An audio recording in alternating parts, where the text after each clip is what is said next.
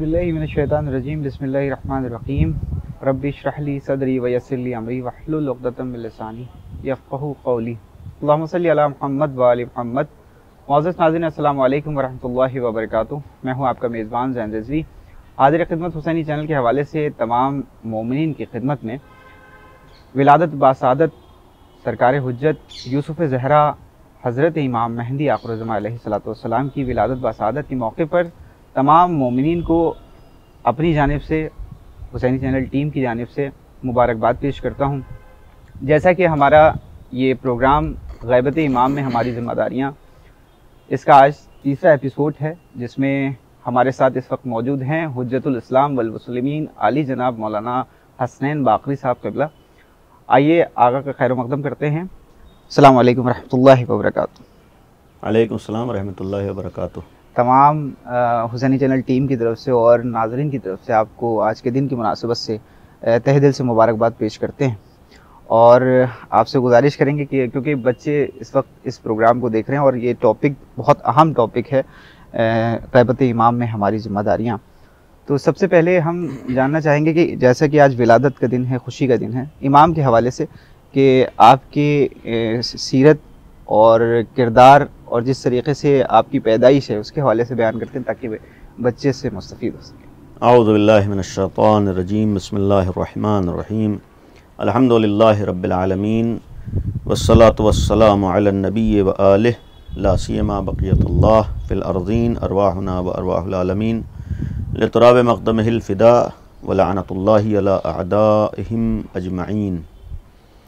इब्तिदान में भी आपकी खिदमत में और आपकी पूरी टीम की खिदमत में और तमाम नाज़रीन और तमाम मोमिनीन की खिदमत में तहे दिल से मुबारकबाद पेश करता हूँ। इंतहाई अज़ीम खुशी का दिन है और इंतहाई अहम दिन है, इसलिए कि 15 माह शाबान ये इस वक्त बक़ाए कायनात का जो ज़ात सबब है, जो इस वक्त वली खुदा है, हुज्जत खुदा है, इमाम बरहक़ है, यानी यूसुफ़ ज़हरा हज़रत हुज्जत अरवाहुना लहुल फ़िदा की विलादत बासआदत की तारीख़ है। और हमारे यहाँ अहले बैत की खुशी हमारी खुशी है, अहले बैत का गम हमारा गम है। हम अल्हम्दुलिल्लाह हर इमाम की विलादत बासआदत के मौके पर खुशी मनाते हैं, लेकिन इस विलादत में और बक़िया अइम्मा मासूमीन की विलादत में एक फ़र्क ये है कि दूसरे अइम्मा मासूमीन बज़ाहिर इस दुनिया से रुख़सत हो चुके हैं, जा चुके हैं, लेकिन हम 15 शाबान को जिस इमाम की विलादत बासआदत का जश्न मनाते हैं और खुशी मनाते हैं, अल्हम्दुलिल्लाह आज वो इमाम इस रूए ज़मीन पर ज़िंदा मौजूद है। अल्लाह ने उन्हें हयात अता की है, तूल उम्र अता किया है और इस वक्त इस कायनात की इमामत का फ़रीज़ा वही इमाम अंजाम दे रहे हैं। गोया हम ये कहें कि जिस इमाम की विलादत का जश्न हम लोग मना रहे हैं वो ख़ुद हमारे दरमियान इस वक्त है, वो ज़िंदा है। ये वाक़ई एक बहुत बड़ी खुशी और फ़ख्र की बात है।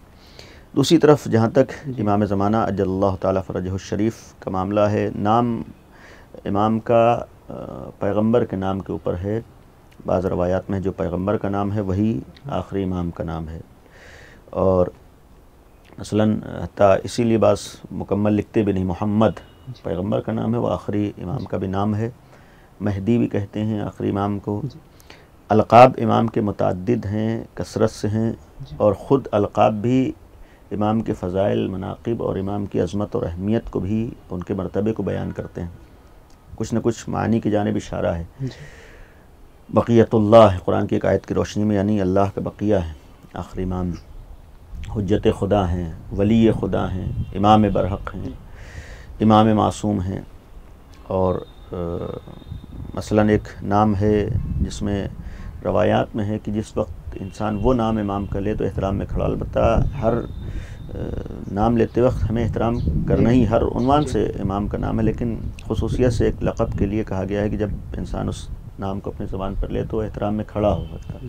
क्योंकि 8वें इमाम इमाम अली रज़ा अलैहिस्सलाम की एक रवायत भी है कि जब आखिरी इमाम का नाम आया है तो इमाम बनफ्स नफीस खड़े हुए हैं और جو آج ہمارے یہاں احترام میں ایک طریقہ اپناتے ہیں، سر کے اوپر ہاتھ رکھتے ہیں، یہ خود امام کی ایک سیرت ہے، 8ویں امام سے مروی روایت ہے، اس کی روشنی میں ہے۔ تو جس وقت امام کا نام لے، اور بالخصوص وہ ایک نام ہی قیام کے نام ہی سے معنی میں ہے، جب وہ آدمی نام لے تو احتراماً کھڑا ہونا چاہیے۔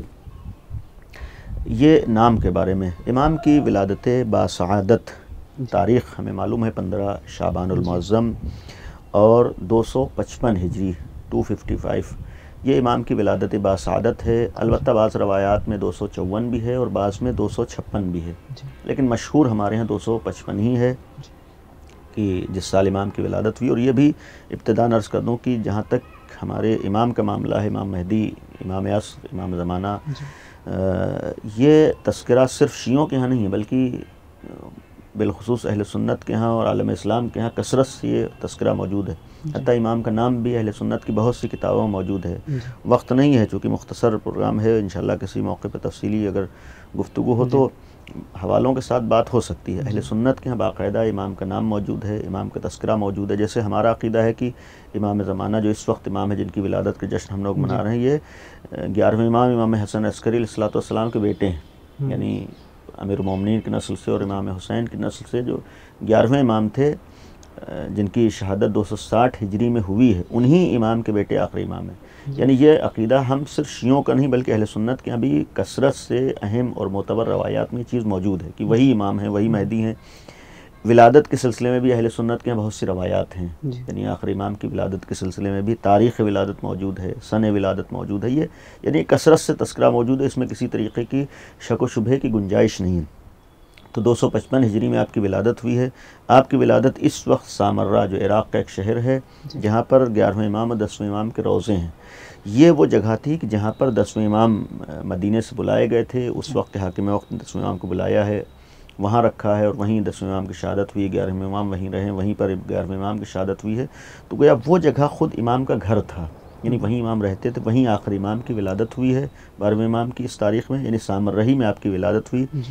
اور اس ولادت کے لیے بھی اللہ نے ایک خصوصی اہتمام اور انتظام فرمایا تھا، چونکہ جیسے جناب موسیٰ کے لیے تھا کہ تاکہ جناب موسیٰ آئیں گے جن کے ذریعے سے ظلم کا اور ظالمین کا خاتمہ ہوگا، فرعون کا خاتمہ ہوگا، تو فرعون نے جناب موسیٰ کے سلسلے میں کوشش کی تھی کہ آنے ہی نہ پائیں، کتنے قتل۔ تو یہ ایک جو تذکرہ کیا تھا کہ معتبر روایات ہیں پیغمبر کے زمانے سے، ایک یقینی طور پر یہ سلسلہ تھا کہ ایک 12واں جانشین آئے گا اور اس نام سے آئے گا جس سے ظلم کا خاتمہ ہوگا، ظالمین کا خاتمہ ہوگا اور دنیا میں امن و امان ہوگا۔ تو جیسا جیسا امام کی ولادت کا موقع آیا ہے، ویسے ویسے سختیاں بڑھی ہیں، دشواریاں بڑھی ہیں۔ خود امام کا سامرہ بلایا جانا، وہاں فوجی چھاؤنی کا ہی مشہور ہے کہ وہاں رکھا جانا، یہ اس لیے تھا کہ امام دنیا میں نہ آنے پائیں۔ اسی لیے امام کے سلسلے میں باقاعدہ عورتیں معین تھیں جو امام کے گھر تک جاتی تھیں جائزہ لینے کے لیے، کوئی صاحب اولاد نہ ہو، اس خوف کی بنیاد پر کہ وہ امام نہ آنے پائے، لہٰذا خصوصی اہتمام و انتظام اللہ نے آخری امام کی ولادت کے لیے کیا۔ اسی لیے ایک روایت ایسے موقع پر ہم لوگ معمولاً سنتے ہیں جناب حکیمہ خاتون سے، یعنی 11ویں امام کی پھوپھی، کہ جب 14 شعبان کی شام آئی ہے تو فرمایا تھا کہ آج آپ ہمارے گھر میں قیام کیجئے، رکیے، آج اللہ اپنی حجت کو ظاہر کرے گا، یعنی آج جو ہے آخری جانشین دنیا میں آئے گا، ولادت کی خوشخبری دی ہے۔ تو جناب حکیمہ فرماتی ہیں کہ جس وقت 11ویں امام نے یعنی امام حسن عسکری علیہ السلام نے فرمایا تو مجھے تعجب ہوا، کہ اس لیے کہ جتنی ازواج ہیں یا کنیزیں ہیں کسی میں آثار موجود نہیں تھے ولادت کے، لیکن چونکہ امام نے فرمایا تو مجھے یقین تھا، مجھے یہ ذہن میں آیا کہ آثار تو یہ اس لیے آثار نہیں تھے، یہ اللہ نے اہتمام فرمایا ہے امام کی ولادت کے، کہ چونکہ جاسوس معین تھے، نگرانی تھی، تلاشی ہوتی تھی، تو کہ بغیر کہ حتیٰ یہاں تک اہتمام ہوا ہے کہ جو وہی روایت مشہور ہے، سنا بھی ہوگا ہم نے ایسے موقع پر، کہ رات میں انہوں نے کہا کہ کوئی اثر نہیں، حتیٰ نماز شب کے لیے اٹھی ہیں، نماز شب کے لیے اٹھی ہیں، جو فرمایا تھا آج کی شب میں، تو ظاہر سی بات ہے اذان صبح سے پہلے رات ہے، تو اب نماز شب کے لیے اٹھی ہیں۔ فرماتی ہیں اس وقت تک بھی دیکھا نرجس، سوال کیا تھا کس خاتون سے، کس بیوی سے، تو جناب نرجس خاتون جو آخری امام کی والدہ ہیں، مادر گرامی ہیں، ان سے آج اللہ بیٹا دنیا میں آئے گا اور حجت خدا ظاہر ہوگی، اس کی ولادت ہوگی۔ تو کہتے ہیں کہ جب میں نماز شب کے لیے اٹھی ہوں تو اس وقت بھی کوئی اثر موجود نہیں تھا، حتیٰ میں پھر لیٹ گئی نماز صبح سے پہلے تھوڑے. میں نے ایک دفعہ پھر آ کر دیکھا تو نرجس خاتون ایسی سو رہی تھی. مجھے اب ذہن میں ایک شک ہوا کہ میرے بیٹے نے جو امام ہے فرمایا کہ آج ہی شب میں اور صبح کا وقت نزدیک ہو رہا ہے, اذان صبح کا وقت آنے والا ہے اور اب تک کوئی آثار بھی نہیں ہے. تو اب یہاں پر یہ جملہ بھی ہے روایت میں کہ آخری 11ویں امام نے دوسرے کمرے سے ایک جملہ بھی فرمائی ہے. خود امام کی عظمت اور اللہ نے جو انہیں کمالات اور اختیارات دی اس کا بھی ایک نمونہ ہے. فرمایا تھا پھوپھی جان شک نہ کیجیے اللہ کا وعدہ پورا ہوگا, یعنی اللہ نے جو وعدہ فرمایا اس وعدہ پورا ہوگا اور اللہ کی حجت ظاہر ہوگی. تو اس کے بعد فرماتے ہیں کہ میں نے ایک نور دیکھا اور پھر اس کے بعد وہ مرحلہ آیا ہے کہ امام کی ولادت ہوئی, دیکھا کہ ایک نورانی چہرہ ہے, نورانی بیٹا ہے ان کی نگاہوں کے سامنے. تو یہ بھی ایک ولادت کا مرحلہ تھا. اب یہاں پر ایک چیز قابل غور ہے کہ امام کی ولادت یقینی تھی, خبر پیغمبر نے دی, ہر امام نے دی, 11ویں امام نے دی, لیکن بہت زیادہ آثار ظاہر نہیں ہوئے, یعنی یقین تھا. تو یہ شاید ایک ہمارے لیے اس دور میں بھی پیغام ہو کہ ہم لوگ بھی امام کے ظہور کا یقین رکھتے ہیں. اللہ کا وعدہ ہے, رسول کا وعدہ ہے, قرآن کا وعدہ ہے, امام کا ظہور ہوگا. لیکن اگر ہم اس ظہور میں تاخیر دیکھ رہے ہیں اپنے اعتبار سے, اللہ کے ہاں جو مصلحت ہے اللہ کی جانب سے معین اس وقت ظہور ہونا ہے جب اللہ چاہے گا. لیکن اگر ہمارے سامنے ظہور میں ہمارے حساب سے تاخیر ہو رہی تو ہم لوگوں کو شک نہیں کرنا چاہیے, بلکہ ہمیں اللہ کے وعدے پر یقین رکھنا ہے. وعدہ خدا ہے سے پورا ہونا ہے, جس وقت اللہ چاہے گا انشاءاللہ. جیسا کہ آپ نے فرمایا کہ امام کی طول عمر امام کو اللہ نے دی ہے, تو اس پر اعتراضات بھی بہت ہیں. ویسے تو کئی عالم اسلام میں اعتراضات کیے جاتے ہیں, لیکن ان میں سے دو میں چاہوں گا کہ آپ بیان کر دیں. ایک تو یہ کہ امام کی طول عمر کے حوالے سے, اور دوسرا یہ کہ امام جس طریقے سے غیب میں ہیں اس پر یقین کیسے کیا جا سکتا ہے. دیکھیے اولاً میں اس کو اپنی پہلی بات مکمل کر لوں کہ امام کی جو تاریخ ولادت تھی 15 شعبان 255 ہجری اور سامرہ میں ولادت ہوئی ہے. تقریباً 5 سال کا پیریڈ, 5 سال کا عرصہ اپنے والد کے ساتھ رہا ہے. 260 ہجری میں 11ویں امام کی شہادت ہوئی, 5 سال اپنے والد کے ساتھ رہے ہیں. اور امام کی 11ویں امام کی شہادت 8 ربیع الاول 260 ہجری, یعنی اس کے بعد سے آخری امام کی امامت کا دور شروع ہوا ہے, امامت کا زمانہ شروع ہوا ہے, یعنی اللہ کے ولی اور اللہ کی جانب سے حجت وہ قرار پائے ہیں. البتہ یہاں پر بھی ایک قابل غور چیز ہے کہ 5 سال کے سن میں امام ہوئے ہیں, لیکن اللہ کی مصلحت تھی. اس کے بعد سے پھر آج تک یہ غیبت کا زمانہ. البتہ خود غیبت میں بھی غیبت کے 2 مرحلے ہیں, 2 حصے ہیں, وہ انشاءاللہ کسی اور موقع پر. ایک کو غیبت صغریٰ ہم کہتے ہیں, دوسرا غیبت کبریٰ کہتے ہیں. 329 ہجری تک, یعنی 260 سے 329 ہجری تک یہ بھی غیبت ہے, لیکن غیبت صغریٰ تھی. 329 سے آج تک غیبت کبریٰ ہے, جب تک اللہ چاہے گا. فرق صرف ایک اشارتاً یہ ہے کہ اس غیبت میں امام کی جانب سے خاص نائب معین ہوئے تھے. 4 نائب تھے جنہیں نواب اربعہ کہا گیا ہے. وہ امام اور لوگوں کے درمیان رابطے تھے. اس زمانے میں امام کا عمومی طور پر لوگوں سے ملنا جلنا نہیں تھا, وہی مصلحت خدا تھی اور امام کو لوگوں کی نگاہوں سے محفوظ رکھنا تھا. لہذا اس دور میں نائب معین ہوتا تھا جو امام اور لوگوں کے درمیان رابطے کا کام کرتا. یا یہ بھی یہاں کہا جا سکتا ہے کہ غیبت کبریٰ کے لیے ایک ذہن تیار کیے جا رہے تھے, لوگوں کو آمادہ کیا جا رہا تھا غیبت صغریٰ میں آ کر. تو جس وقت غیبت کبریٰ اس وقت ہم ہیں, اب یہاں پر ایک سوال یہ ہوتا ہے کہ اس ٹائم 1442 ہجری یہ ہے, امام کی ولادت ہوئی ہے 255 ہجری میں, یعنی اس اعتبار سے تقریباً 1200 سال مکمل ہونے والے ہیں, نزدیک ہیں. اب بہت سے لوگ سوال کرتے ہیں, بہت سے ذہنوں میں اعتراض ہوتا ہے, شبہ ہوتا ہے, یا آدمی کو شک ہوتا ہے کہ اتنے سال سے کیسے زندہ ہیں, یعنی آج 1200 سال ہونے والے. سب سے پہلی چیز یہ ہے کہ ہمارا عقیدہ خداوند عالم پر ہے الحمدللہ. شیعت کا مطلب ہے کہ ہم اللہ کے ماننے والے ہیں اور خدا پر ہمارا الحمدللہ مکمل عقیدہ ہے. ہمارے پاس توحید ہے, اللہ کی قدرت, اللہ کی طاقت پر یقین ہے. تو جب اللہ کی قدرت و طاقت پر یقین ہے تو معاملات اللہ کے ہاتھ میں. اولاً ہمارے امامت کے بارے ہی میں یہ عقیدہ نہیں ہے کہ امام کو کون بنائے گا, کس نے بنایا. امام کو اللہ نے بنایا ہے, اللہ کی جانب سے امام معین ہوتا ہے. خالق اللہ ہے, صاحب اختیار اللہ ہے, اور امام بنانے والا بھی اللہ ہے. جس طریقے سے پیغمبر کے بعد امیر المومنین کو امام اللہ ہی نے بنایا ہے. تو ہمارے امامت کا سلسلہ اللہ کی جانب سے. تو پھر جب اللہ کی جانب سے ہے تو پھر ہم کو اللہ کے بارے میں نہیں شک کرنا ہے, ہم کو اللہ کے بارے میں یقین رکھنا ہے. سوال یہ نہیں ہے کہ امام اتنے سال زندہ, خود سے زندہ ہیں یا اللہ زندہ رکھے ہوئے. ہمارا عقیدہ ہی نہیں کہ خود سے زندہ ہیں. اگر خود سے زندہ ہو تو پھر آپ سوال کیجئے کہ بھائی اولاً اللہ زندہ رکھے, تو سوال یہ ہوگا کہ اللہ کے پاس اتنی قوت ہے یا طاقت ہے, نہیں ہے. شک امام کے بارے میں وہ لوگ کریں جنہیں اللہ کی قدرت و طاقت کے بارے میں شک ہو. الحمدللہ ہم شیعوں کو اللہ کی قدرت و طاقت میں ذرہ برابر شک و شبہ نہیں. لہذا جب اللہ کے بارے میں شک و شبہ نہیں تو امام کی عمر کے بارے میں ہمارے ہاں کسی طرح کا شک و شبہ نہیں ہے. اللہ کے پاس اتنی طاقت ہے, اللہ کے پاس اتنی قوت ہے, جس کو جتنی عمر دینا چاہے دے سکتا ہے. اور پھر اس کے بہت سے نمونے بھی ہمارے سامنے موجود ہیں. منفی اس میں جائیں, خود شیطان کتنے سال کا آج ہے, یعنی ابلیس جس کو آپ کہتے ہیں, شیطان آج کتنے سال کا ہے؟ آیا شیطان ہے یا نہیں؟ سوال یہ ہوگا. کم از کم مسلمانوں شیطان کا وجود ہے نہیں, ثابت ہے شیطان کا وجود. جب شیطان کا وجود ثابت ہے, وہ بھی اللہ کی مخلوق ہے, جب اللہ کی مخلوق آج کتنے سال ہو گئے اس کو, کم از کم جناب آدم سے پہلے آیا ہے. تو یعنی شیطان جو جناب آدم سے پہلے آیا وہ آج تک زندہ ہے. تو اگر ایک شیطان اتنے سال زندہ رہ سکتا ہے تو کیا کوئی انسان زندہ نہیں رہ سکتا؟ وہ بھی اللہ کی حجت ہو اور پیغمبر کا جانشین ہو, امام ہو, کیا نہیں زندہ رہ سکتا؟ یقیناً زندہ رہ سکتا ہے. دوسری طرف یہ ہے کہ اولاً عقلاً یہ چیز محال نہیں ہے, یعنی ایسا نہیں ہے کہ عقل کہے کہ نہیں ہو سکتا ہے, ناممکن کے لیے عقل کے پاس کوئی دلیل نہیں. اس کے علاوہ جہاں تک نمونوں کی بات ہے, ہم ادھر آئیں, اگر قرآن کریم میں بہت سے نمونے, جناب عیسیٰ کو قرآن کہہ رہا ہے کہ زندہ ہے. جناب عیسیٰ قرآن کے اگر ہم ماننے والے ہیں, جناب عیسیٰ کی حیات کا ہمیں عقیدہ رکھنا ہے. جناب عیسیٰ کو نہ تو صلیب دی گئی, قرآن کے اندر تو قتل کیے گئے ہیں, بلکہ جناب عیسیٰ کو اللہ نے زندہ اٹھا لیا ہے, ابھی بھی زندہ ہے جناب عیسیٰ. تب آج ہم قرآن کا ماننے والا ہو کر یہ عقیدہ رکھنا ہمارے واجب ہے, جناب عیسیٰ زندہ ہے. جناب عیسیٰ تو کم از کم آخری امام سے پہلے آئے ہیں. جب جناب عیسیٰ پہلے آئے ہیں, جناب عیسیٰ آج موجود ہیں, زندہ ہیں, تو خود یہ جناب عیسیٰ کے زندہ ہونا دلیل ہے کہ یعنی آدمی زیادہ زندہ رہ سکتا. اس کے علاوہ بھی دوسرے بہت سے واقعات ہیں, دوسرے خود انبیاء کے جو زندہ ہیں یا گزشتگان میں. مثلا جناب نوح کی عمر کم نہیں تھی, تقریباً 1000 سال کے نزدیک بیان کی گئی, اس کے آس پاس. تو اب اتنی زیادہ عمر تو انہوں نے گزاری ہے. اس کے علاوہ بھی بہت سے آج بھی دنیا میں کتنے نمونے ہیں. معمولاً لوگ 60 سال 70 سال 80 سال زندہ رہتے ہیں, لیکن اسی دنیا میں ہمارے 100 سال سے اوپر کتنے لوگ ہیں, 125 سال کے لوگ ہیں. تو یعنی کویا عمر کویا معین نہیں ہے کہ اب ایک آدمی 80 سال زندہ رہ سکتا ہے, 100 سال زندہ رہ سکتا ہے, 200 سال زندہ رہ سکتا ہے, پھر 1200 سال یا 1300 سال یا 1400 سال زندہ رہنے میں کیا حرج ہے؟ یعنی یہ چیز ناممکن ہے. تو پہلی چیز ہے کہ خود امام زندہ ہیں. ہمارے یہاں کثرت سے روایات موجود ہیں, اہل سنت کے یہاں بھی روایات موجود ہیں. انہی امام کا تذکرہ ہے کہ وہی ظہور فرمائیں گے, وہی ظاہر ہوں گے جو جن کی ولادت 255 ہجری میں ہوئی ہے. اور سب سے پہلی چیز جو ہمارے ذہنوں میں ہونا چاہیے کہ ہم کو خدا پر یقین رکھنا ہے. خدا کے اختیار میں سب کچھ, اللہ زندہ رکھے ہوئے لہذا زندہ ہے.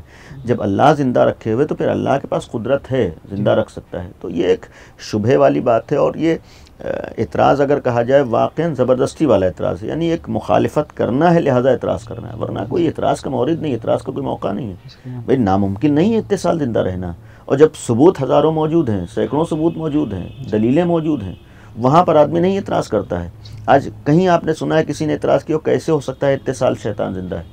آج تک آپ نے کسی سے اعتراض سنا؟ امام کی بات آتی ہے, آدمی سوال کرتا ہے, تعجب کرتا ہے, بھائی کیسے اتنے سال زندہ ہے؟ بھائی اگر شیطان زندہ ہے, امام یقیناً زندہ رہ سکتا ہے. اور پھر سب سے پہلی چیز ہے کہ ہم دوسروں کو چھوڑیں, اگر مسلمان ہیں تو پھر اللہ پر ہمیں یقین رہنا چاہیے, اللہ کی قدرت پہ. تو اللہ حیات دیے ہوئے ہے, اللہ زندگی دیے ہوئے ہے. اور یہ بھی کہا جا سکتا ہے کہ یہ کسی حد تک یہ امام کی عمر بھی اللہ پر یقین کا ایک ذریعہ ہے. یعنی اللہ کے بارے میں ہم یقین میں اضافہ کریں کہ اللہ کے پاس اتنی قدرت ہے, اللہ کے پاس, اللہ ظاہری اعتبار سے جو چیزیں ہم لوگ ناممکن سمجھتے ہیں وہ بھی اللہ کے ممکن ہے. ہم لوگ سوچتے نہیں ہو سکتا, نہیں, یہاں امام کی عمر اس بات کے پیغام دے رہی ہے کہ تم اللہ پر یقین رکھو کہ اللہ جس کو جتنا چاہے زندہ رکھ سکتا ہے, جس حالت میں زندہ رکھنا چاہے زندہ رکھ سکتا ہے. تو خود یہ ذریعہ ہے اللہ کی قدرت کا اور اللہ کی طاقت کا, اور اللہ کے بارے میں یقین میں اپنے اضافے کا. یعنی ہم امام کے ذریعے سے اللہ کے سلسلے میں اپنے یقین میں اضافہ کریں. اگر میں ایک سوال کروں گا آپ سے, اس سے پہلے کہ وہ سوال کروں اس سے پہلے میں یہ جاننا چاہوں گا کہ ایک اور اعتراض اس میں دیکھنے کو ملتا ہے کہ کہا جاتا ہے کہ امام مہدی آخر الزمان علیہ الصلوۃ والسلام کی پیدائش ہوگی, ولادت ہوگی, اس کے بعد پھر وہ ظہور کریں گے. دیکھیے مسئلہ یہ ہے کہ ایک تو یہ ایک مفصل بحث ہے. جی, خود ایک اس طرح کا تصور جو ہم لوگوں کے ہاں امام کے ظہور کا, انشاءاللہ امام کا ظہور ہوگا. روایات یہ ہیں کہ جب دنیا میں برائیاں پھیل جائیں گی, ظلم و ستم پھیل جائے گا, عام ہو جائے گا, دنیا ظلم و جور سے بھر چکی ہوگی, تب امام آنے کے بعد اس دنیا کو عدل و انصاف سے بھریں گے. یعنی مہدی موعود اسی لیے کہتے ہیں, یعنی جن کا وعدہ کیا گیا ہے, جن کی خبر دی گئی ہے. تو ہمارے لیے جو عقیدہ امام زمانہ کا ہے کہ جن کی ولادت 255 ہجری میں ہوئی ہے, آج بھی زندہ ہیں, جب اللہ کی مصلحت ہوگی تو وہ ظاہر ہوں گے اور دنیا کو عدل و انصاف سے بھریں گے, دنیا میں امن و امان ہوگا, دنیا میں عدل و انصاف کا پرچم لہرائے گا, ظلم و ستم کا خاتمہ. یہ چیز ہمارا عقیدہ ہے. لیکن اصل عقیدہ آج دنیا کے ہر مذہب کا ہے. آپ اگر کتابوں میں جائیے تمام مذاہب اس بات کا عقیدہ رکھتے ہیں، حتیٰ ہندوازم میں بھی ہے، عیسائیوں میں ہے، یہودیت میں ہے. اس طرح کے تصورات ہر مذہب میں پائے جاتے ہیں. تو اسلام میں بدرجہ اولا ہے کہ کوئی ایک ایسی ذات آئے گی یا کوئی ایک ایسا عمل ہوگا جس کی وجہ سے دنیا برائیوں سے اچھائیوں کی طرف آئے گی، یعنی دنیا سے برائیوں کا خاتمہ ہوگا، دنیا میں عدل و انصاف ہوگا، دنیا میں امن و امان ہوگا. یعنی اس طرح کے تصورات ہیں، اس طرح کی تعبیرات ہیں. یعنی یہ گویا عقیدہ ہر مذہب کا ہے کہ ایک ایسا واقعہ ہوگا. یہی چیز مسلمانوں میں بھی ہے، یعنی یہ مسلم ہے کہ یہ ہوگا، یعنی جو چیز ہم عقیدہ رکھتے ہیں. فرق صرف فرد میں ہے، شخص میں ہے. دوسرے مذاہب کا عقیدہ اس سلسلے میں کچھ اور ہے کہ وہ کوئی اور طاقت ہوگی، وہ کوئی اور ہوگا، اور کوئی اور انسان ہوگا، اور کوئی اور ذریعہ ہوگا. یہ سب ہے، یعنی اصل چیز ثابت ہے. کون ہوگا اس میں اختلاف ہے. مسلمانوں میں بھی یہ چیز ثابت ہے، عالم اسلام میں بھی یہ مسلم ہے. حتیٰ تمام مسلمانوں کے تو متفقہ فیصلہ ہے کہ ایک ایسی ذات آئے گی، ظہور کرے گی، جس سے دنیا ظلم و جور سے ختم ہو کر عدل و انصاف سے بھر جائے. حتیٰ ان کے ہاں تو یہ بھی روایت ہے کہ پیغمبر کا جانشین ہوگا، یعنی اہل سنت کے یہاں بھی روایت ہے پیغمبر کا جانشین ہوگا، پیغمبر کی نسل سے ہوگا، پیغمبر کی اولاد میں ہوگا. یہ سب حتیٰ ہم تو یہ کہہ رہے ہیں کہ میں نے ابتدا میں کہا تھا کہ جو آج ہمارا عقیدہ ہے شیعوں کا، یہ اہل سنت کی کتابوں میں موجود ہے. یعنی جو عقائد آج امام زمانہ کے بارے میں ہمارے یہاں ہیں، یہ اہل سنت کی کتابوں میں موجود ہیں. یہ عقیدہ وہ لوگ نہیں بناتے، مانتے نہیں ہیں بعض موقعوں پر، ورنہ خود انہی امام کے تذکرہ موجود ہے، 11ویں امام کے بیٹے کا تذکرہ موجود ہے. یہ بھی موجود ہے کہ انہی 11ویں امام کے بیٹے ظہور فرمائیں گے. اس طرح کی ان کے یہاں روایات موجود ہیں. صرف اختلاف فرد میں.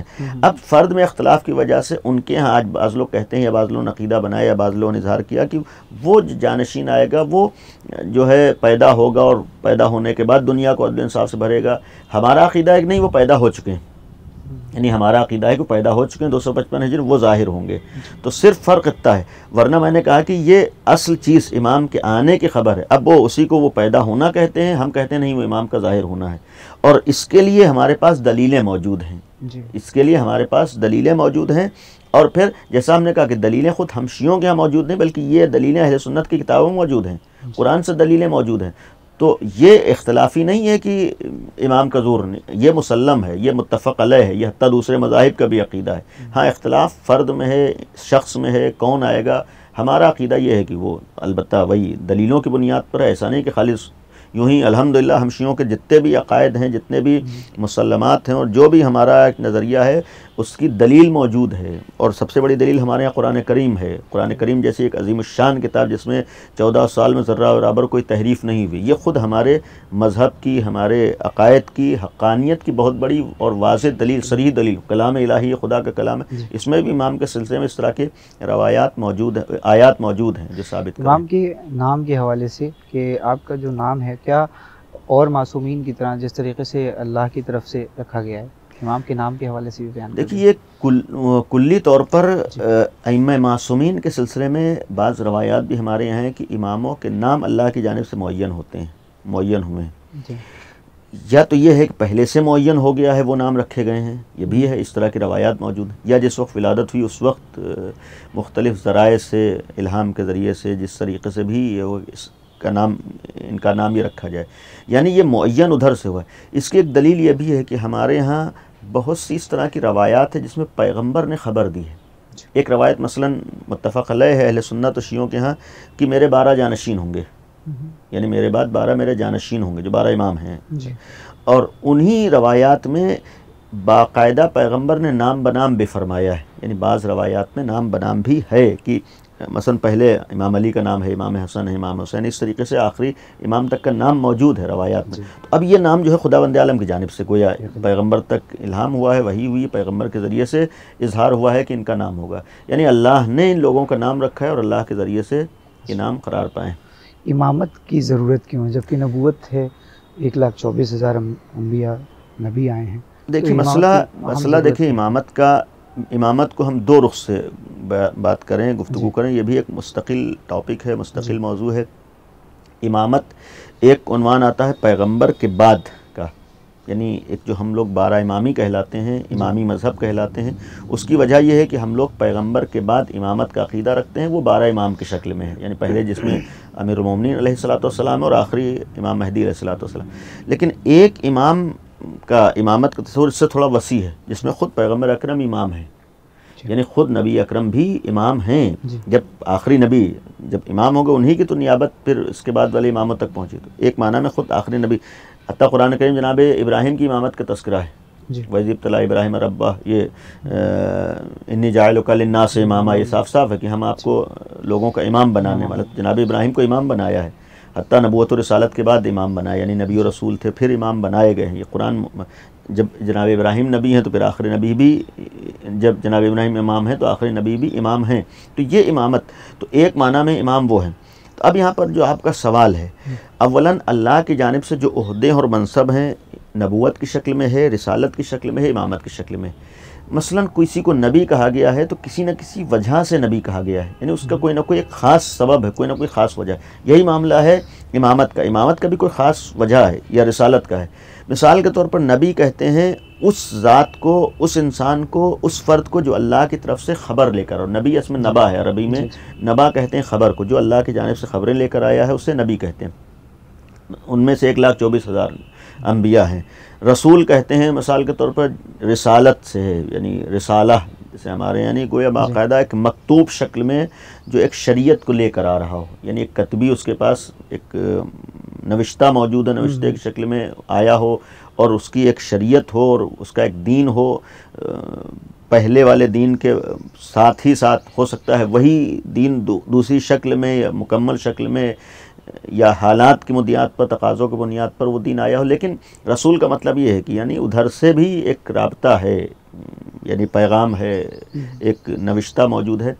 لیکن یہ چیزیں ہیں اس وقت تک ہوں گی کہ جب تک ادھر سے چیزیں آ رہی ہیں، مثال خبریں آ رہی ہیں، رسالے آ رہے ہیں یا شریعت آ رہی ہے، دین آ رہا ہے. لیکن جائز بات ہے کہ جب خود قرآن یہ کہہ رہا ہے کہ ایک موقع آتا ہے کہ جہاں پر ادھر سے دین و شریعت اور خبریں آنا ختم ہو جائیں، یعنی گویا کہا جائے کہ اب ضرورت ختم ہو گئی، یعنی اب قیامت تک کے لیے ساری باتیں آ چکی ہیں، ساری پیغامات آ چکے ہیں. ایک ایسا دین آ چکا ہے کہ جو قیامت تک کے لیے اب مکمل دین ہے، یعنی اسی دین کو قیامت تک چلنا ہے. مثلا حلال محمد حلال الی یوم القیامہ، حرام محمد حرام الی یوم القیامہ، یعنی پیغمبر پر جو دین و شریعت آ گئی، ادھر سے پیغامات آ گئے، ادھر سے خبریں آ گئیں، ادھر سے مکتوب شکل میں، کتبی شکل میں دین و شریعت آ گئی. اب اسی کو قیامت تک جاری ہے. جب اسی کو قیامت تک جاری ہے تو اب ہم یہاں پہ کہہ سکتے ہیں کہ اب ادھر سے ایسے فرد کی ضرورت نہیں ہے کہ جس کے پاس خبریں آئیں، چونکہ اب مکمل ہو چکی ہیں.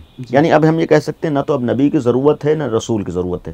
اس لیے کہ نبی اور رسول کی ضرورت اس وقت تک ہوگی جب تک، یعنی اس عہدے کے عنوان سے، اس منصب کے عنوان سے، جب تک ادھر سے خبریں آئیں. تو اب جب جس دن جو ہمارے یہاں غدیر کا موقع ہے، یعنی اب نبی اور رسول کی ضرورت نہیں ہے. اب معاملہ ہوتا ہے کہ اس کے بعد امامت کا. امامت کا ایک مفہوم ہے کہ جو رہنمائی کرنے والا، امام کہتے ہیں آگے چلنے والا، رہنمائی کرنے والا، ہادی جس کو ہم لوگ دوسرے معنی میں ہدایت کرنے والا، جو آگے آگے رہے، سامنے رہے. تو اب ظاہر سی بات ہے کہ جب تک ادھر سے خبریں آئیں گی تو نبی رسول کی ضرورت ہوگی، لیکن آگے چلنے والے کی ضرورت اس وقت تک ہے جب تک پیچھے چلنے والے موجود ہیں. یا اس کو کہیں کہ جب تک انسان موجود ہے، جب تک بشر موجود ہے، جب تک ایک ہدایت پانے والوں کا وجود ہے، اس وقت تک ایک ہدایت دینے والے کی ضرورت ہے. یعنی اس کو دوسرے الفاظ میں، عام الفاظ میں کہیں کہ جب تک لوگ موجود ہیں تب تک ایک امام کی ضرورت ہے. یعنی امام کی ضرورت گویا ہمیشہ ہے. جب امام کی ضرورت ہمیشہ ہے تو اس عنوان سے کہتے ہیں امام کی ضرورت آج بھی ہے. پیغمبر کے، نبی کے بعد بھی اور رسول کے بعد بھی امام کی ضرورت ہے. یہ ایک جہت سے بات تھی. لیکن دوسری طرف ہمارے یہاں روایات بھی موجود ہیں. امامت کی عظمت اور اہمیت کی بنیاد پر بھی ہے، لیکن خود پیغمبر کی روایات موجود ہیں. بعنوان امام پیش کروایا گیا، بعنوان امام کہا گیا ہے. اور بعض تعبیرات میں ہے کہ یہ امام ہیں، پیغمبر کے بعد ان کو امامت ملی ہے، یہ امام ہیں اور امام قرار دیے گئے ہیں، لہذا یہ بھی ہے. اور اسی امامت کی عقیدے کی وجہ سے ہم آج امامی پہچانے جاتے ہیں. امامیہ مذہب، اثنا عشری، یعنی 12 امام، اسی بنیاد پر 12 اماموں کے عقیدہ رکھنے والے. جیسا کہ آگا وقت ہمارے پاس کم ہے اور میں چاہتا ہوں کہ آج ولادت باسعادت حضرت حجت ہے، اس حوالے سے جو آج کا معاشرہ ہے اپنے وقت کے امام کی معرفت سے محروم ہے. کہیں نہ کہیں وجہ، کہیں نہ کہیں غنا ہے، کہیں نہ کہیں غیبت ہے، ہر طریقے سے ہر طریقے کا گناہ ہے. تو میں چاہوں گا کہ کیا آپ نصیحت کرنا چاہیں گے لوگوں کو؟ عجل اللہ تعالی فرجہ الشریف، آخری امام، ان کے سلسلے میں ایک مشہور حدیث ہے اور یہ متفق علیہ ہے، اہل سنت کی ہائی معتبر حدیث ہے. من مات ولم یعرف امام زمانہ مات میتۃ جاہلیہ. جو بھی مر جائے اپنے زمانے کے امام کو نہ پہچانے، اس کی موت جاہلیت کی موت. یہ مشہور پیغمبر کی حدیث ہے، متفق علیہ حدیث. اس حدیث کی روشنی میں ہمارے اوپر واجب ہے کہ ہم کو معرفت امام ہو، ہمارے لیے ضروری ہے کہ ہم امام کو پہچانتے ہوں، امام کی شناخت ہو۔ یہاں پر ایک مفصل بحث ہے۔ امام کی شناخت، معرفت اور پہچاننے کا مقصد صرف یہ نہیں ہے کہ ہم کو دو چار باتیں امام کے بارے میں معلوم ہو جائے۔ معرفت کا ایک مفہوم یہ ہونا چاہیے کہ ہمارے وجود کے اوپر امام کی امامت کا عقیدہ رکھنے کے اثرات ظاہر ہو رہے ہیں۔ امامت کی معرفت کا ایک مفہوم یہ ہونا چاہیے کہ ہمارے عمل و کردار سے معلوم ہو کہ ہم امام کے چاہنے والے ہیں۔ امامت کی معرفت کا مطلب ہے کہ آج اگر ہم زبان سے کہہ رہے ہیں کہ ہم امام کا انتظار کریں، امام کے منتظر ہیں، تو خالی ہمیں زبان سے نہ کہنا پڑے، ہمارا وجود گواہی دے رہا ہو کہ ہم امام کے منتظر ہیں۔ آج ہمارے سماج اور ہمارے معاشرے سے ظاہر ہو رہا ہو کہ ہم امام کے ماننے والے ہیں، اس کو معرفت امام کہتے ہیں۔ معرفت امام میں خاص باتوں کا جان لینا نہیں ہے، بلکہ اس طریقے سے جاننا ویسے کہ ہماری زندگی تبدیل ہو، ہماری زندگی ویسی ہو جائے جیسی امام چاہتے ہیں، ہمارا کردار ویسا ہو جیسا خدا چاہتا ہے، ہمارا عمل ویسا ہو جیسا امام کو پسند ہے۔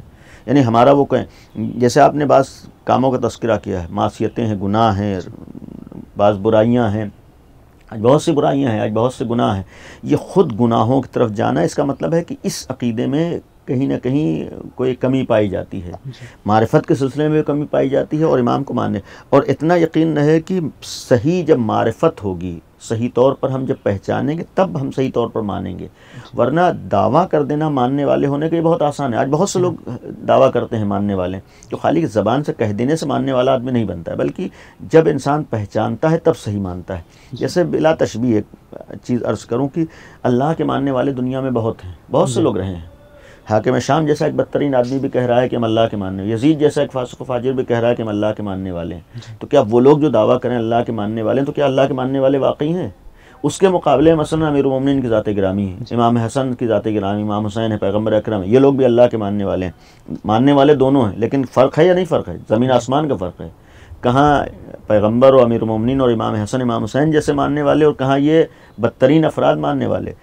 فرق کیا ہے کہ ان لوگوں کے پاس معرفت ہے، یعنی پیغمبر کے پاس معرفت ہے، خالی ماننے والے ہونے کے دعوے دار نہیں ہیں، واقعاً معرفت ہے ان کے پاس، ان لوگوں کے پاس معرفت نہیں ہے۔ یعنی نتیجہ کیا ہے کہ جب آدمی کے پاس معرفت ہوتی ہے تو ماننا فائدہ پہنچاتا ہے، یا یہ کہیں کہ جب معرفت ہوتی ہے تب صحیح ماننا کہا جاتا ہے، ورنہ صرف زبانی طور پر ماننا ہوتا ہے۔ آج ہمارا فریضہ ہے کہ ہم امام کی معرفت کے لیے کوشش کریں، وہ کام کریں جس سے ہماری معرفت امام میں اضافہ ہو۔ بالخصوص آج کے دور میں جو سوشل میڈیا کا زمانہ ہے، مختلف چیزوں میں ہم مصروف ہیں، بزی ہیں، ان سب میں ہماری امام کی جانب توجہ ہونا چاہیے، وہ کام کرنا چاہیے جس سے ہماری امام کی معرفت میں اضافہ ہو رہا ہو۔ مثلا کوشش کرنا چاہیے صبح سے شام تک میں کہ وہ کام کریں جس سے امام خوش ہوتے ہیں، تو یہ ایک ذریعہ بنے گا معرفت امام کا۔ یہ آج ہمارا فریضہ ہے کہ مثلا ہم امام کے بارے میں، امام کی زندگی کا مطالعہ کریں، امام کی سیرت کا مطالعہ کریں۔ آج ہم قرآن کریم کا مطالعہ کریں، قرآن کریم پڑھیں، اس میں امام کے بارے میں غور و فکر کریں۔ آج احادیث امام کو پڑھیں، امام سے منسوب دعاؤں کو پڑھیں۔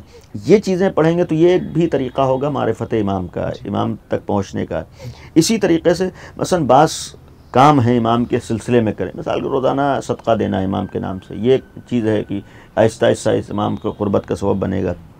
امام کے نام پر دوسروں کی مدد کرنا، امام کے نام پر دوسروں کا خیال کرنا، یعنی کوئی ذہن میں ہمیں امام کا تصور رہے، خیال رہے، کوشش ہوتی رہے، تو یہ ایک معرفت امام اس ذریعے سے بڑھ سکتی ہے، یعنی ایک شناخت، ایک پہچاننا امام کا، یہ کہا جا سکتا ہے۔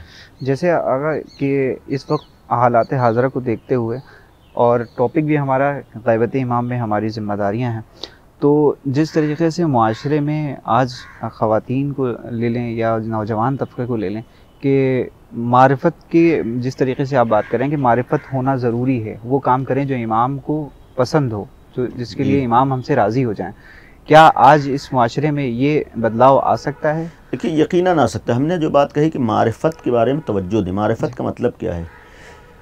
ایک دیکھیے معرفت کا مفہوم ہے کہ ہم مثال کے طور پر عقیدہ رکھتے ہوں، ہے عقیدہ ہونا چاہیے کہ ہم مثلا اللہ کے ماننے والے ہیں، اللہ کے بعد مثلا رسول کے بعد اہل بیت کے اماموں کے ماننے والے ہیں۔ تو سوال یہ کہ ہم کیسے لوگوں کے ماننے والے ہیں؟ آیا خالی زبان سے کہہ دیں کہ ان کے ماننے والے ہیں، یا نہیں وہ کون ہیں یہ بھی ہمیں پہچانا۔ مثلا ہم اگر خدا کے ماننے والے تو ہمیں یہ بھی تو معلوم ہو کہ خدا کون ہے۔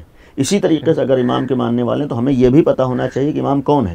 اس مرحلے میں جب ہم آئیں گے تو ہمارا ایک عقیدہ یہ ہے اور ہونا چاہیے، اور جانب توجہ دینا چاہیے کہ ایک پہلو صرف عرض کر رہا ہوں کہ آج ہم اس امام کے ماننے والے ہیں کہ جو پوری کائنات کو دیکھ رہا ہے، چونکہ اللہ کی جانب سے وہ ہادی ہیں، اللہ کی جانب سے رہبر ہیں، اللہ کی جانب سے امام بنائے گئے ہیں، لہٰذا اللہ نے انہیں وہ طاقت و قوت دی ہے کہ وہ پوری کائنات کو اپنے نگاہوں کے سامنے رکھتے ہیں، پوری دنیا کو اپنے نگاہوں کے سامنے. ایک یہی معمولی سب پہلو ہے، لیکن قابل غور ہے کہ اگر آج ایک اہل بیت کے چاہنے والے کو اور امام کے چاہنے والے کو یہ احساس ہو کہ ہم اس امام کے ماننے والے ہیں جو پوری کائنات کو دیکھ رہا ہے، تو جب پوری دنیا کو دیکھ رہا ہے، پوری کائنات کو دیکھ رہا ہے، تو ہم کو بھی دیکھ رہا ہے. اگر یہی احساس ہو جائے ایک شیعہ کو، چاہے عورت ہو، مرد ہو، نوجوان ہو، بچہ ہو، بوڑھا ہو، یہ احساس ہے جو ہونا چاہیے. اور یہی معرفت کا ایک مرحلہ یہ بھی ہوتا ہے کہ ہمیں یہ یقین ہونا چاہیے کہ امام ہم کو دیکھ رہے ہیں، ہم امام کی نگاہوں کے سامنے، ہم امام سے چھپے ہوئے نہیں ہیں، ہمارے کام امام کی نگاہوں سے ہیں. جب امام کی نگاہوں کے سامنے تو برجہ اللہ خدا کی نگاہوں کے سامنے ہے.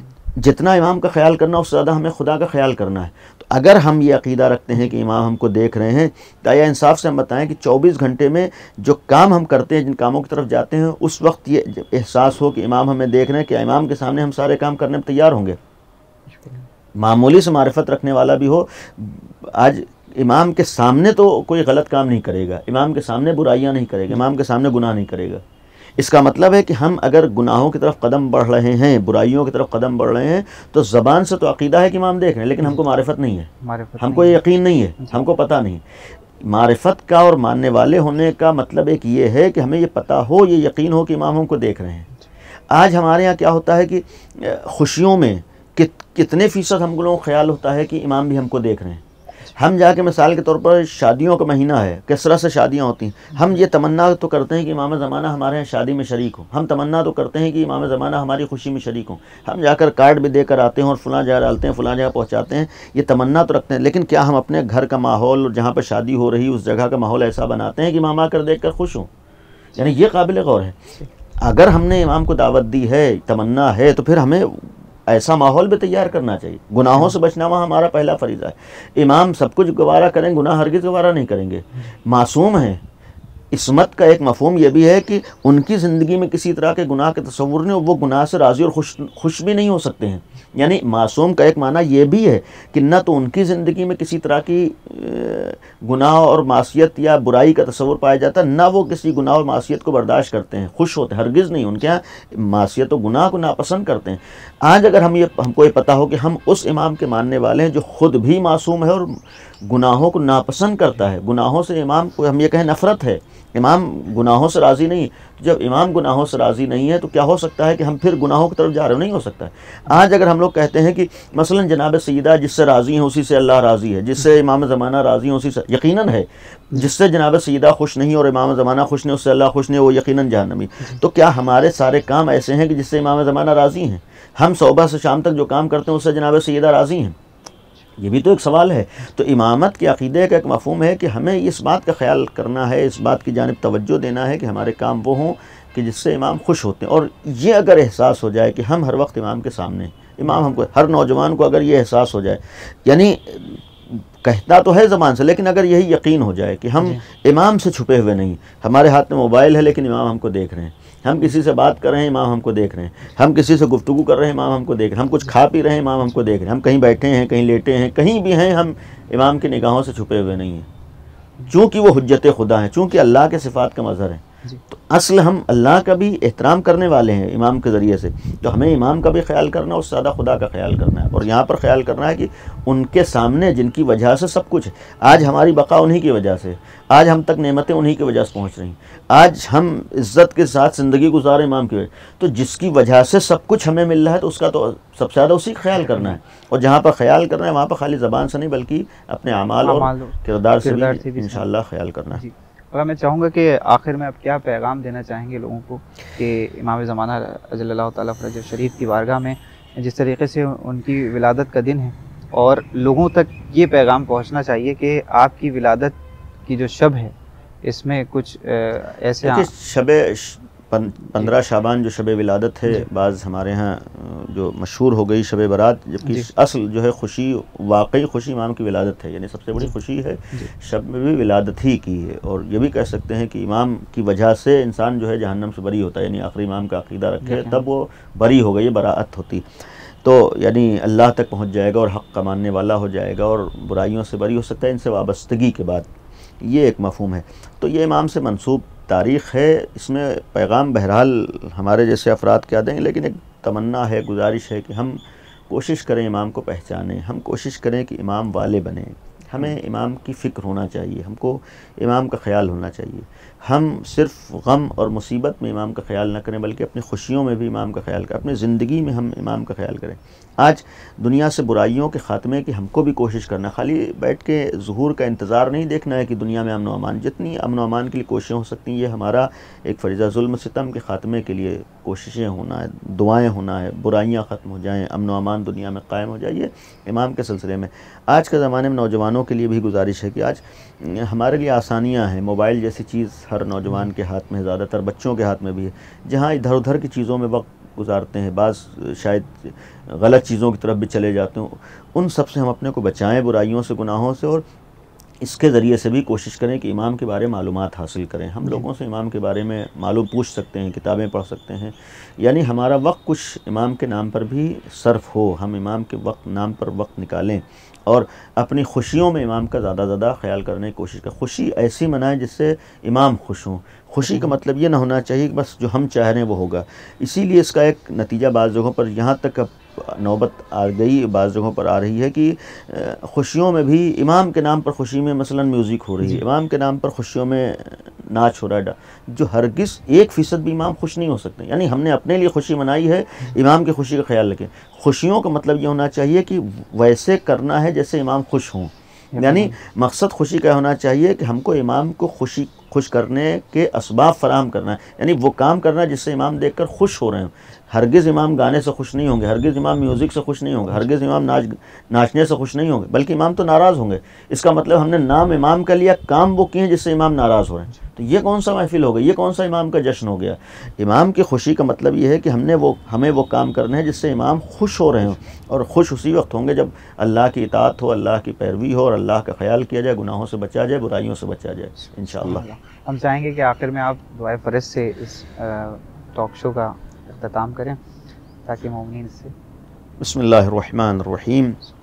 اللہم کن لولیک الحجۃ ابن الحسن صلواتک علیہ وعلی آبائہ فی ہذہ الساعۃ وفی کل ساعہ ولیا وحافظا وقائدا وناصرا ودلیلا وعینا حتی تسکنہ ارضک طوعا وتمتعہ فیہا طویلا اللہم صل علی محمد وآل محمد وعجل فرجہم۔ اب یہاں پر 1 منٹ بہرحال میں آپ کا پھر سے لوں گا اختتام کلام میں کہ میں آپ کی بھی خدمت میں مبارکباد پیش کرتا ہوں، آپ کی پوری ٹیم اور حسینی چینل جو الحمدللہ بہترین کام انجام دے رہا ہے، ان کے لیے بھی، اور مومنین سے ایسے موقع پہ گزارش ہے کہ زیادہ زیادہ ہم توجہ دیں، سنیں پروگرام، اور جہاں تک تعاون کر سکتے ہیں کریں۔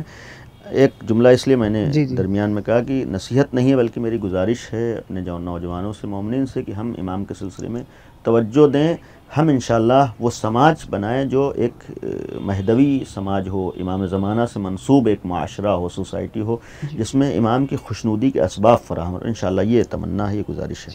آقا بہت بہت شکریہ، ہم تمام حسینی چینل ٹیم اور ناظرین کی طرف سے آپ کو آج کے دن کی مناسبت سے تہہ دل سے مبارکباد پیش کرتے ہیں اور شکر گزار ہیں کہ آپ نے اتنا وقت دیا۔ شکریہ آپ کا ہے کہ آپ نے وقت دیا، اور بہرحال آپ کی پوری ٹیم کا شکریہ ہے، قابل شکریہ یہ لوگ ہیں جو اتنی اہم دن میں لوگوں تک بہترین پیغام پہنچا رہے۔ بس دعا یہی ہے کہ اللہ اس ہم لوگوں کے عمل کو قبول فرمائے، اور یہ لوگوں کے لیے مؤثر واقع ہو اور مفید واقع ہو، ان کے علم اضافے کا سبب ہو، ساتھ ساتھ کردار اور عمل میں بھی یہ چیزیں ہمارے ہاں، میں پہلے اپنے لیے دعا کروں گا، پھر اپنے دوسرے مومنین کے لیے انشاءاللہ۔